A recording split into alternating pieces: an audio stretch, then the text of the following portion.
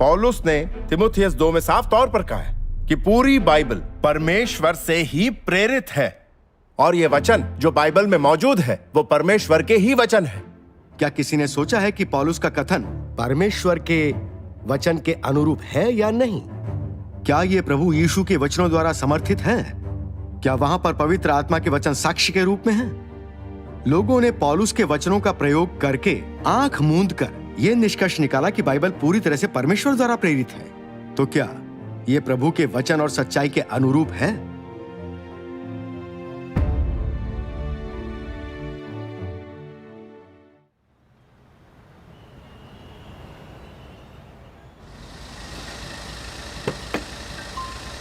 नमस्ते। काफी समय से नहीं मिले। नमस्ते। नमस्ते। नमस्ते। ये है एल्डर ईम। नमस्ते। ये है एल्डर यांग। नमस्ते। नमस्ते। ये है डेकन गाय। मैं हूं जियोंग जिसॉ। चलिए अंदर चलते हैं। आइए अंदर आइए। चलिए।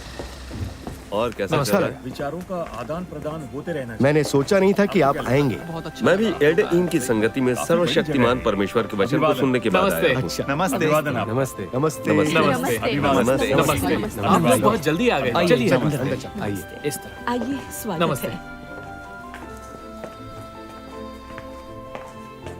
नमस्ते। अभिवादन। बाइबल के जिन वचनों के बारे में आपने कहा वो सभी परमेश्वर के वचन नहीं हैं। इसमें मनुष्य के वचन भी हैं। ये एक सच्चाई है और मैं इससे इनकार नहीं करता। लेकिन धार्मिक समुदाय में पादरी हमें अक्सर बताते हैं कि परमेश्वर के सभी वचन और कार्य बाइबल में दर्ज हैं। पूरी बाइबल परमेश्वर से प्रेरित है कि बाइबल में सभी वचन परमेश्वर के हैं और बाइबल परमेश्वर का प्रतिनिधित्व करती है। लंबे समय से इस धारणा पर मेरा विश्वास है और यह मेरे दिल में घर कर गई है। लेकिन आप लोगों की संगति के बाद मुझे अब ऐसा लगता है कि यह दृष्टिकोण एक समस्या है।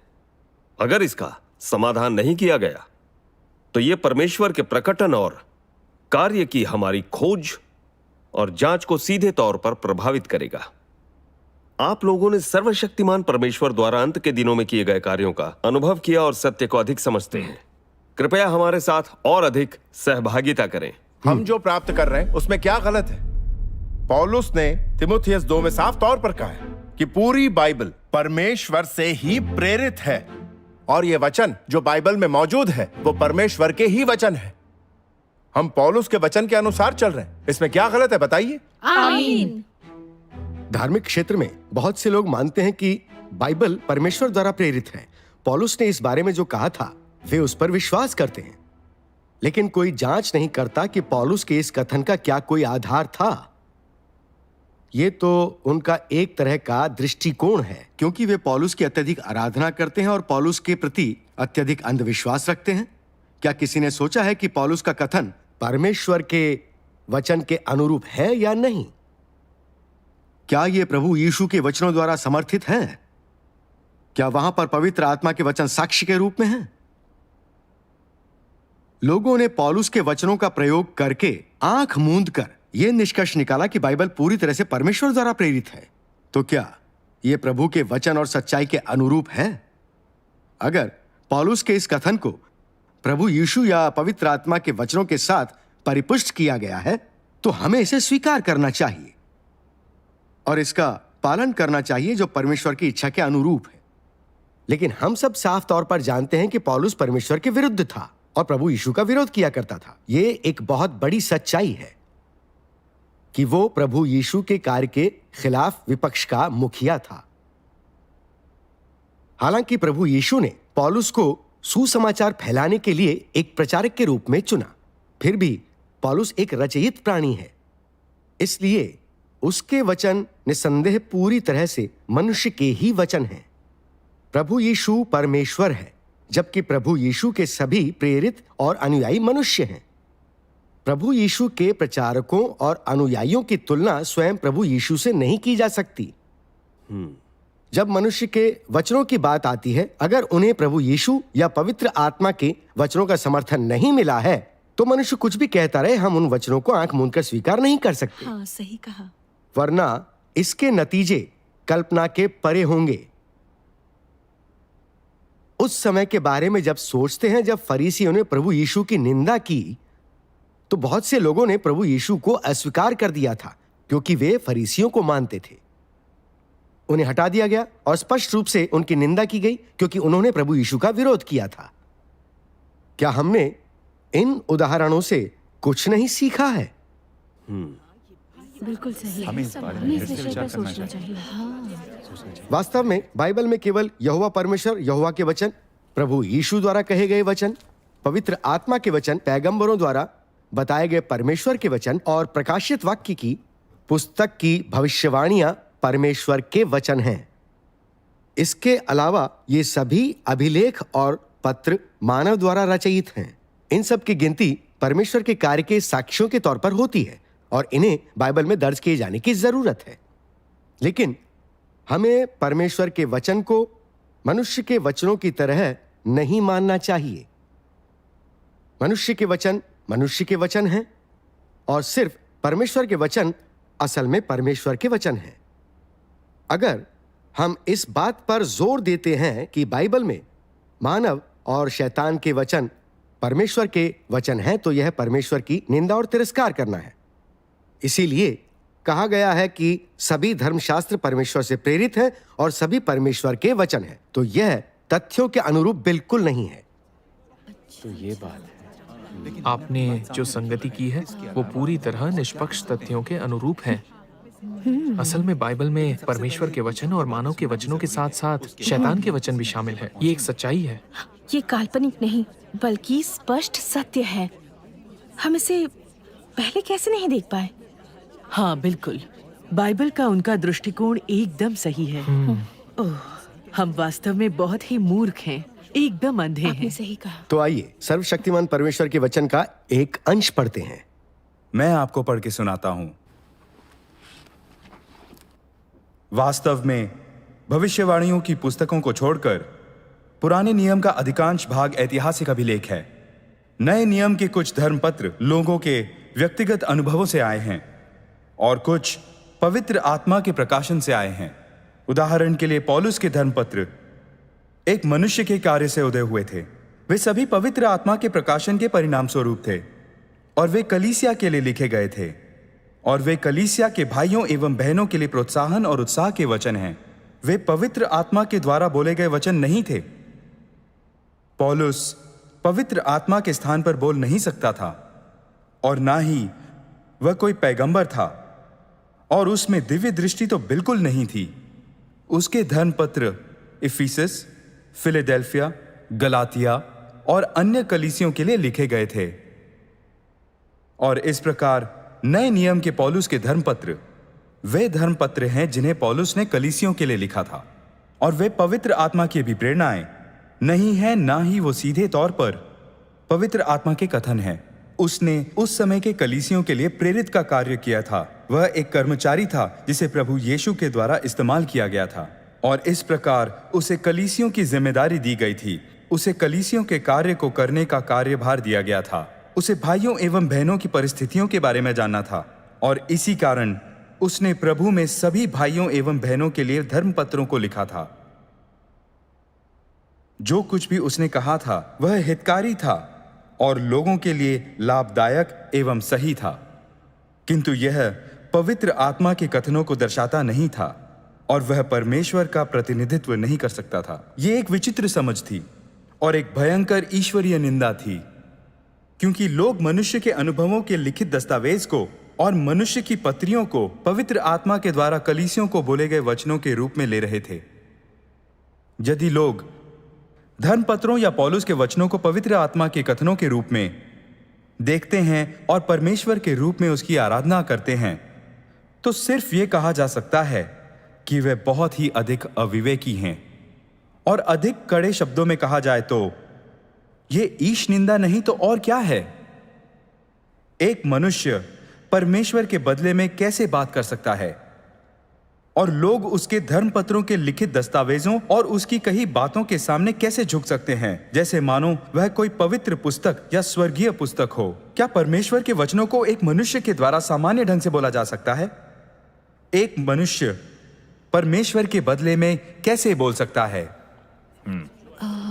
कितनी अच्छी बातें लिखी गई है। सर्वशक्तिमान परमेश्वर के वचन इसे पूरी तरह से स्पष्ट करते हैं। बाइबल में सिर्फ परमेश्वर के ही वचन नहीं, बल्कि और भी बहुत से लोगों के वचन हैं। ये बात बिल्कुल सत्य है और हमें इसका आदर और विशेष सम्मान करना चाहिए और बाइबल को सही तरीके से व्यवहार में लाना चाहिए। लेकिन फिर भी बहुत से विश्वासी बाइबल पर आंख मूंद कर विश्वास करते हैं और बाइबल की आराधना करते हैं। वे सभी पौलुस के इस कथन पर विश्वास करते हैं कि सभी धार्मिक शास्त्र परमेश्वर की प्रेरणा से दिए गए हैं। उन्हें लगता है कि अगर ये बाइबल में दर्ज किए गए हैं तो ये परमेश्वर के वचन होने चाहिए, और मनुष्य और शैतान के वचनों को भी परमेश्वर के वचन मान लेते हैं। ये किस तरह की समस्या है? क्या यह परमेश्वर का विरोध और ईश निंदा नहीं है? मनुष्य ने जो वचन बोले हैं, बाइबल में उनकी निशानदेही साफ तौर पर की गई है। तो फिर लोगों को जोर क्यों देना पड़ता है कि वे परमेश्वर के वचन हैं? तो क्या मनुष्य के वचन परमेश्वर के वचन बन जाएंगे यदि उन्हें बाइबल में संकलित किया गया है? यह किस तरह का तर्क है? बाइबल में तो प्राचीन धूर्त शैतान के वचन भी शामिल हैं। क्या लोगों में यह कहने की हिम्मत है कि यह भी परमेश्वर के वचन है? मैंने तो सोचा ही नहीं था इस बारे में। इससे जाहिर होता है कि वो तमाम लोग बेहुदा हैं जो ये सोचते हैं कि बाइबल में दी हुई हर चीज परमेश्वर का वचन है। अगर लोग सच्चाई को नहीं भी समझते हैं तो उन्हें कम से कम तथ्यों का सम्मान तो करना चाहिए। उन्हें चीजों को अस्त व्यस्त नहीं करना चाहिए।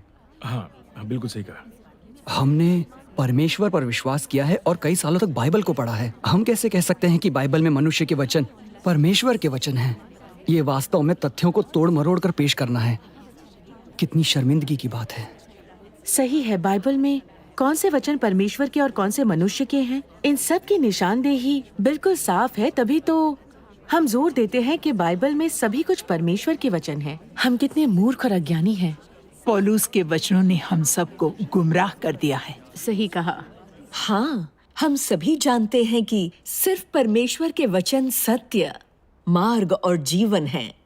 मनुष्य सत्य के अनुरूप जो वचन बोलता है वो सब उसके अपने अनुभव और परमेश्वर के वचन के ज्ञान से आते हैं। लेकिन पवित्र आत्मा की प्रभुत्वता और रोशनी के साथ भी वे सिर्फ मनुष्य के वचन हैं और परमेश्वर के वचन से इनकी तुलना नहीं की जा सकती।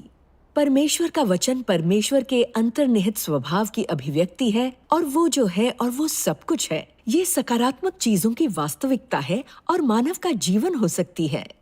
मनुष्य सच्चाई के अनुसार जो वचन बोलता है वो सब मनुष्य के अनुभव, परमेश्वर के वचन और सत्य की समझ से आते हैं और तमाम चीजें उस समय मनुष्य के कद को दिखाती हैं। लेकिन हमें साफ होना चाहिए कि परमेश्वर के वचनों की सच्चाई को मनुष्य कभी भी अनुभव नहीं कर सकता। इससे कोई फर्क नहीं पड़ता कि परमेश्वर के वचन और सत्य के बारे में उनका ज्ञान कितना गहरा है, वो सत्य के मूल सार तक नहीं पहुंच सकते। इसका अर्थ ये है कि मनुष्य द्वारा बोले जाने वाले वचन जो सत्य के अनुरूप हैं, सच्चाई के बराबर नहीं हो सकते। मनुष्य उन वचनों को बोलने में समर्थ है जो सत्य के अनुरूप हैं। इसका अर्थ ये नहीं कि मनुष्य ने सत्य को प्राप्त कर लिया है। इसके अलावा इससे ये भी जाहिर नहीं होता कि इंसान ही सच है। ऐसा इसलिए है क्योंकि पवित्र आत्मा मनुष्य के वास्तविक कद के आधार पर ही अपना कार्य करता है और सहजता से सत्य को समझने और वास्तविकता में प्रवेश करने के लिए मनुष्य को प्रबुद्ध बनाता है और मार्गदर्शन करता है।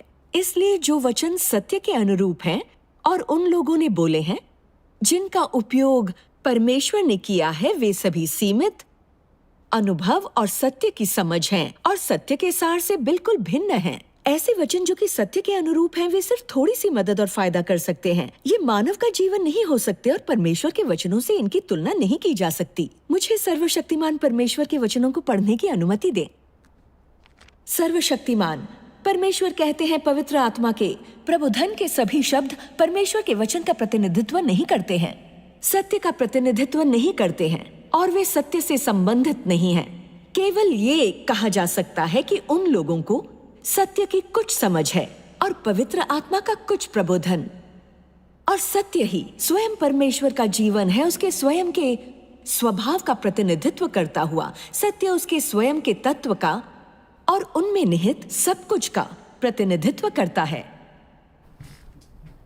इसलिए कहते हैं बाइबल में परमेश्वर के वचन और मनुष्य के वचन हमें गुमराह नहीं कर सकते। बहुत से धार्मिक पादरियों का प्रचार परमेश्वर के वचनों पर आधारित नहीं है, बल्कि बाइबल में मनुष्य द्वारा बोले गए वचनों पर आधारित है।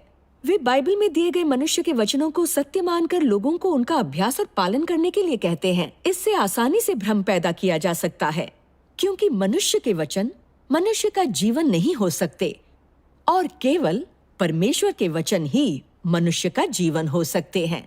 पादरी बाइबल में मनुष्य के वचनों को ही सत्य मानते हैं और लोगों को इसका अभ्यास करने और इसमें शामिल होने के लिए कहते हैं। क्या ये बग्गी को घोड़े के आगे लगाने जैसा नहीं है? क्या ये परमेश्वर की स्तुति करना और परमेश्वर की गवाही देना है? आगे वचन सभी धार्मिक शास्त्र परमेश्वर की प्रेरणा से दिए गए हैं, पौलुस के द्वारा कहे गए। परमेश्वर ने कभी भी इस तरह से बाइबल की गवाही नहीं दी और पवित्र आत्मा ने कभी भी ऐसे वचन नहीं कहे। यहाँ तक कि किसी भी पैगंबर या प्रेरित ने ऐसे वचन नहीं कहे। पौलुस के द्वारा कहे गए वचन सभी धार्मिक शास्त्र परमेश्वर की प्रेरणा से दिए गए हैं, सिर्फ उसका अपना नजरिया दिखाते हैं। उन्हें परमेश्वर के वचनों का समर्थन हासिल नहीं है। इसलिए जो लोग ये सोचते हैं कि बाइबल पूरी तरह परमेश्वर से प्रेरित है, इसमें सारे परमेश्वर के वचन हैं और ये परमेश्वर का प्रतिनिधित्व करती है, ये सारी बातें पूरी तरह से गलत हैं। हमें इस तथ्य को साफ तौर पर देखना चाहिए और बाइबल के साथ सही बर्ताव करना चाहिए। इस तरह परमेश्वर संतुष्ट होंगे। आपने अपनी बातों को बहुत अच्छी तरह से सामने रखा। बहुत सही कहा। मुझे तो इनके विचार सुनकर बहुत अच्छा लगा। धार्मिक पादरी आंख मूंदकर पौलुस के वचनों पर विश्वास करते हैं और बाइबल को परमेश्वर का वचन मानते हैं। इस तरह का दृष्टिकोण बेतुका है। हाँ बिल्कुल, इस तरह से उनके द्वारा बाइबल की व्याख्या पूरी तरह से लोगों को धोखा देना और भ्रमित करना है। हाँ बिल्कुल। ऐसा लगता है कि धार्मिक क्षेत्रों के पादरी भी बाइबल को नहीं समझते हैं, यहाँ तक कि वे बाइबल में परमेश्वर के वचनों और मनुष्य के वचनों में अंतर तक नहीं बता सकते। वो अभी भी खुली आंखों से बाइबल को कैसे देख सकते हैं और इसकी व्याख्या अंधे और बेहुदे की तरह कैसे कर सकते हैं? यकीन नहीं होता। क्या ये एक अंधे का दूसरे अंधे को रास्ता दिखाने और दोनों के गड्ढे में गिर जाने जैसा नहीं है? हाँ सही कहा। हम सच्चाई को नहीं समझते और बहुत आसानी से धोखा खा जाते हैं। मैं आखिरकार सर्वशक्तिमान परमेश्वर के वचनों की सहभागिता के जरिए समझ गया हूं, बाइबल में सब कुछ परमेश्वर के वचन नहीं है। अतीत में हमने बाइबल में विभिन्न लोगों के वचनों को परमेश्वर के वचन ही माना था। क्या यह परमेश्वर का अपयश और ईश निंदा नहीं है? हम वास्तव में बहुत मूर्ख और अज्ञानी हैं। वास्तव में प्रभु यीशु ने पहले ही कहा था, मार्ग और सत्य और जीवन मैं ही हूं, बिना मेरे द्वारा कोई पिता के पास नहीं पहुंच सकता। हम क्यों प्रभु यीशु के वचनों को अनसुना करते हैं, जबकि हम पौलुस के वचनों को परमेश्वर के वचन की तरह मानते हैं और हम इसकी आराधना भी करते हैं जैसे कि यह सत्य हो। यह प्रभु पर हमारा कैसा विश्वास है? यह तो बाइबल पर विश्वास है। हम जिसकी आराधना कर रहे हैं वो तो पौलुस है, प्रभु यीशु नहीं। क्या हम भी फरीसियों की तरह अंधकार में नहीं गिर रहे हैं?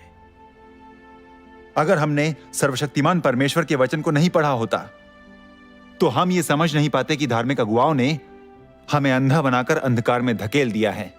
सही सही कहा। हाँ, मेरा हृदय आप लोगों की संगति के बाद प्रबुद्ध हो गया है। पौलुस ने कहा सभी धार्मिक शास्त्र परमेश्वर की प्रेरणा से दिए गए हैं। इससे मनुष्य को नुकसान पहुंचा क्योंकि हमारे पास सत्य नहीं है और हम अंतर नहीं कर पाते। हम लोग आंख मूंद कर पौलुस की आराधना करते हैं और नतीजा ये हुआ कि हम अनजाने में ही प्रभु के मार्ग से भटक गए हैं। मैं अंततः समझ गया हूं, परमेश्वर पर विश्वास करने के लिए हमें सब कुछ परमेश्वर के वचनों पर आधारित करना होगा। आमीन। भविष्य में व्यक्ति का पद चाहे कितना ही ऊंचा हो या उसका रुतबा बड़ा हो, अगर उसे प्रभु के वचनों का समर्थन नहीं मिला और सत्य के अनुरूप नहीं है तो इसे मनुष्य का वचन और पाखंड समझा जाना चाहिए। आमीन। केवल यही परमेश्वर पर विश्वास करना और उनके पास रहना है। कितने अच्छे तरीके से व्यक्त किया है, मुझे बड़ा अच्छा लगा। परमेश्वर के वचन ही सत्य हैं। ये परमेश्वर के अंतर्निहित स्वभाव की अभिव्यक्ति है और वो जो है वो सब कुछ है। मनुष्य द्वारा कहे गए वचन जो सत्य के अनुरूप हैं, वे सभी परमेश्वर के वचनों से प्रबुद्ध हैं। ये प्रभु के वचन का अनुभव और ज्ञान मात्र है। ये सत्य के सार से बिल्कुल परे है और सत्य तो बिल्कुल नहीं है। आमीन। मनुष्य के वचनों और परमेश्वर के वचनों की वास्तव में तुलना नहीं की जा सकती। साथ ही हम बाइबल में परमेश्वर के वचनों और मनुष्य के वचनों में अंतर जानने में नाकाम रहे। हमने बाइबल में मनुष्य के वचनों को परमेश्वर के वचन माना। सभाओं में प्रचार करते हुए हमने सिर्फ मनुष्य के वचनों, प्रचारक के वचनों पर ध्यान केंद्रित किया। मनुष्य के वचनों का प्रयोग परमेश्वर के वचनों का स्थान देने में किया। हाँ, सही बात हम है। जो लोगों को मानने के लिए कहते हैं वो भी मनुष्य के ही वचन हैं। अंत में परमेश्वर के वचन खोखले हो गए और हम तब भी ये सोचते हैं कि हम प्रभु के प्रति निष्ठावान हैं, परंतु हम लोग वास्तव में अंधे हैं। हाँ बिल्कुल, अतीत में मैंने हमेशा पौलुस के वचनों पर विश्वास किया। सभी धार्मिक शास्त्र परमेश्वर की प्रेरणा से दिए गए हैं। मैंने पहले कभी भी इन वचनों पर संदेह नहीं किया था। मेरे विचार से बाइबल के वचनों पर संदेह करना परमेश्वर पर संदेह करने के समान था। आज आप लोगों की सहभागिता को सुनने के बाद मैं आखिर समझ गई हूँ, बाइबल पूरी तरह से परमेश्वर से प्रेरित नहीं है और बाइबल में मौजूद सभी वचन परमेश्वर के वचन नहीं हैं। जो हमने अतीत में स्वीकार किया था वो वास्तव में भ्रामक था। आज हम अंततः सत्य को जान चुके हैं, जैसे कि काले बादल छट गए हों और सूरज दिख रहा हो। आमीन। सर्वशक्तिमान परमेश्वर के वचन ने हमें सत्य को समझने में मदद की और हमें मुक्ति व आजादी दिलाई। आमीन। हाँ, सही कहा। इस तरह का समागम बहुत ही सुखद और बहुत ही रचनात्मक है। जब हमने सर्वशक्तिमान परमेश्वर के वचनों को सुना तो हमारे हृदय को मुक्ति और आजादी मिली। ये सब प्रभु की ही कृपा है। आमीन। तो आइए हम प्रभु की स्तुति का गाना सुने, ठीक है? हाँ। सभी ध्यान दें, कृपया पर्दे पर देखें।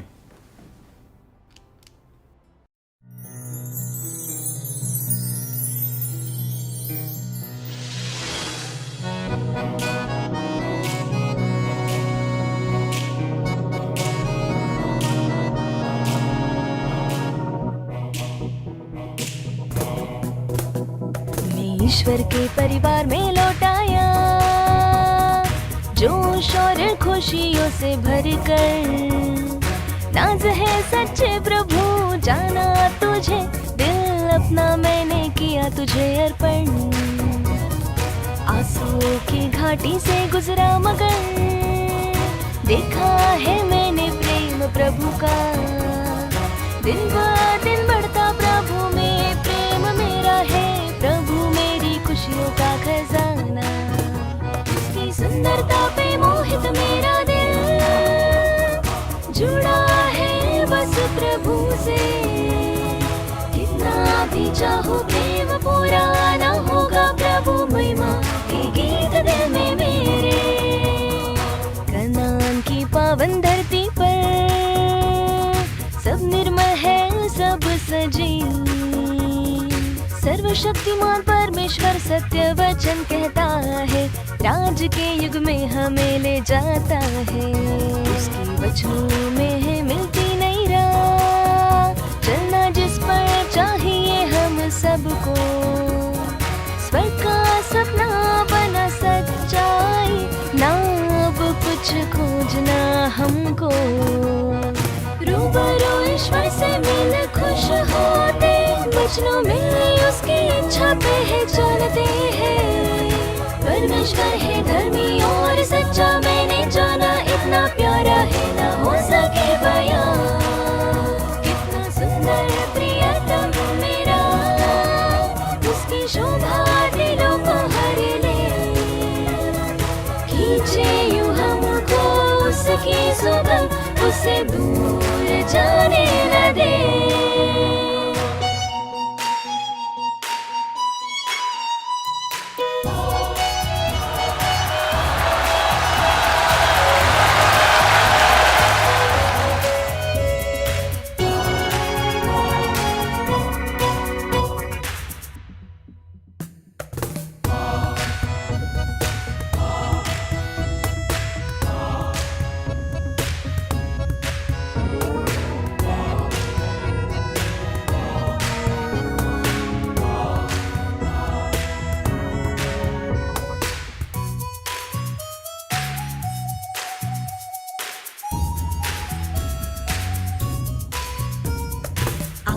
आकाश के तारे मुझे देख मुस्कुराते, सूरज भी मुझे देख झूमता, बढ़ता है धूप और बरसात संग, फल जीवन का पकता रहता। परमेश्वर के असंख्य वचन हमें भर देते मधु उत्सव से, परमेश्वर की पूर्ण व्यवस्था देती है संतोष हमें। है कनान की धरती ही परमेश्वर के वचनों का संसार, देता है हमको प्रेम उसका, खुशियाँ बढ़ती यहाँ फलों की खुशबू। अगर गुजारो तुम कुछ दिन यहाँ पे, प्यारा ना इससे कुछ भी लगे, तुम चाहोगे ना जाना यहाँ से। चांदी से दमके चांदनी, खुशियों से भर गई जिंदगी, परमेश्वर मेरे दिल में बसे, तुम्हारी सुंदरता है शब्दों से परे। झूम कर नाचे दिल मेरा, प्रेम में तेरे खोया सा, तू रहे सदा मेरे दिल में, मैं रहूंगा संजीवन भर तेरे। हर दिन हर पल चाहते तेरी, मेरे दिल को खुशियों से भरे। ईश्वर तुझे चाहो दिल से, प्रेम सारा मेरा अर्पण तुझे। हर दिन हर पल चाहते तेरी, मेरे दिल को खुशियों से भरे। ईश्वर तुझे चाहो दिल से, प्रेम सारा मेरा अर्पण तुझे।